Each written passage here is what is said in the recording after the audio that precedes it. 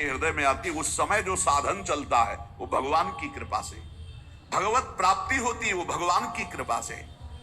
इसलिए साधक में कभी अहंकार नहीं आता जो कृपा पात्र होता है। जैसे भगवान ने कृपा की, गुरु की शरण करवाई, तो भगवान कह रहे तत्विद्य प्रणिपातेन परिप्रश्नेन सेवया उपदेक्षन्ति ते ज्ञानम ज्ञानिनस् तत्वदर्शिना। अपने गुरुदेव के समीप जाओ, साष्टांग दंडवत करो, भली भांति सेवा करो, सेवक की भांति होकर निष्कपट भाव से फिर प्रश्न करो, तब वो तुम्हें जो ज्ञान देंगे तुम्हारे हृदय में वो तत्व ज्ञान प्रकाशित हो जाएगा। श्रुति भगवती कहती है उत्तिष्ठ जागृत प्राप्य वरान निबोधत क्षुरस्य धारा निशिता दुरत्यया दुर्गम पतस्तत् कवयो वदंती। श्रुति वेद कहते हैं उठो ऐ जीव, जागो और महान पुरुषों की खोज करो और महापुरुषों के समीप जाकर उनके चरणों की वंदना सेवा करके उनसे ज्ञान प्राप्त करो। ये मार्ग छुरे की धारा के समान, गिरते हुए देर नहीं लगती, केवल उनकी आज्ञा पर चलना, नहीं गिर जाओगे। छुरे की धारा बहुत पतला मार्ग, छुरस्य धारा निशिता दुरत्यया दुर्गम पतस्तत् कवयो वदंती। ये छुरे की धार के समान ये ज्ञान का मार्ग भगवत मार्ग है। जैसा ज्ञानी गुरुदेव कह रहे हैं ठीक वैसे ही मार्ग पे चलोगे, कभी गिरोगे नहीं। भगवत प्राप्ति में अपना पुरुषार्थ मानने के कारण अहंकार रूपी दोष आ जाता है और अहंकार दोष उत्पन्न होने के कारण कभी भी भगवत प्राप्ति नहीं होती।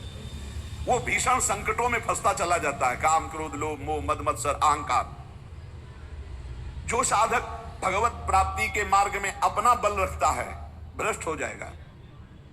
अहंकार के नाश के लिए फिर भगवान विपत्ति संकट बड़ी बड़ी अपमानजनक वृत्तियां भेजते हैं उसके सामने। अब देख, ये भगवान की विशेष कृपा साधक के ऊपर होती है कि जब वो गर्व करता है तो भगवान उसके सामने विपत्ति संकट और अपमान भेजते हैं। केनोपनिषद में एक कथा आती है कि देवराज इंद्र दैत्यों से विजय प्राप्त करके बड़ा उत्साह नाच गाना मना रहे थे और सब गरज रहे थे देवता। भगवान ने देखा कि रे मेरे बल से बलवान होकर के ये विजय प्राप्त किए और अहंकार स्वयं कर रहे। केनोपनिषद में है एक कथा।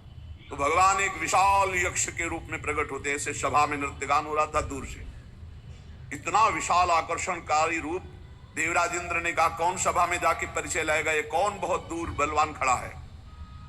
भगवान अग्निदेव सामने गए और कहा मैं परिचय लेके आता हूं। सामने गए, कहा तुम यक्ष कौन हो, ऐसा यक्ष तो हमने कभी नहीं देखा।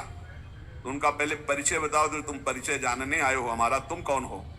तो उनका मेरा परिचय तुम जानते ही होगे, मुझे अग्नि देवता कहते हैं, मैं अपार बलशाली हूं। अच्छा, क्या कर सकते हो तुम? पूरे त्रिभुवन को सूखे उपले की तरह भस्म कर सकता हूं। अच्छा, ऐसा एक तिनका डाला और कहा भस्म करके दिखाओ। पूरी ताकत लगा दी, दाहिका शक्ति भगवान ने खींच ली तो अग्निदेव जला ही नहीं पाए। सर नीचा किया और चले गए। देवराज इंद्र ने पूछा कौन, बोले असमर्थ हूं मैं उनके परिचय को जानने का। भगवान वायुदेव, उन्होंने कहा भगवान मैं अभी गए, कौन हो तुम? भगवान यक्ष स्वरूप में थे। उन्होंने कहा तुम कौन हो जो परिचय जानने आए हो, बहुत बलवान लगते हो। बोले हाँ मैं महाबल हूं, समस्त प्राणियों का पोषण करता हूं, अनंत ब्रह्मांडों को तिनके की तरह उड़ा सकता हूं। अच्छा, ये तिनका है, इसको उड़ा दो। पूरी ताकत लगा दी, वायु देवता तिनका भी नहीं उड़ा पाए। देवराज इंद्र के पास गए, बोले असमर्थ हूं मैं, किसी भी देवता की कोई सामर्थ्य नहीं। जब देवराज उठे तो अंतर ध्यान हो गए यक्ष भगवान, और वहां भगवती अम्बा त्रिपुर सुंदरी प्रकट हुई, ज्ञान समुद्र। और उन्होंने कहा तुम्हारा इतना गर्व बढ़ा हुआ कि तुम संभाषण भी नहीं कर सकते थे। वो साक्षात श्री भगवान थे, समझ पाए तुम्हारे देवताओं में और तुम में कोई सामर्थ्य नहीं, भगवान की सामर्थ्य थे। तुम सामर्थ्यवान होकर विजय प्राप्त की हो, इसलिए गर्व मत करो, तुम में कोई सामर्थ्य नहीं है। ऐसा अंबा जी ने उपदेश किया।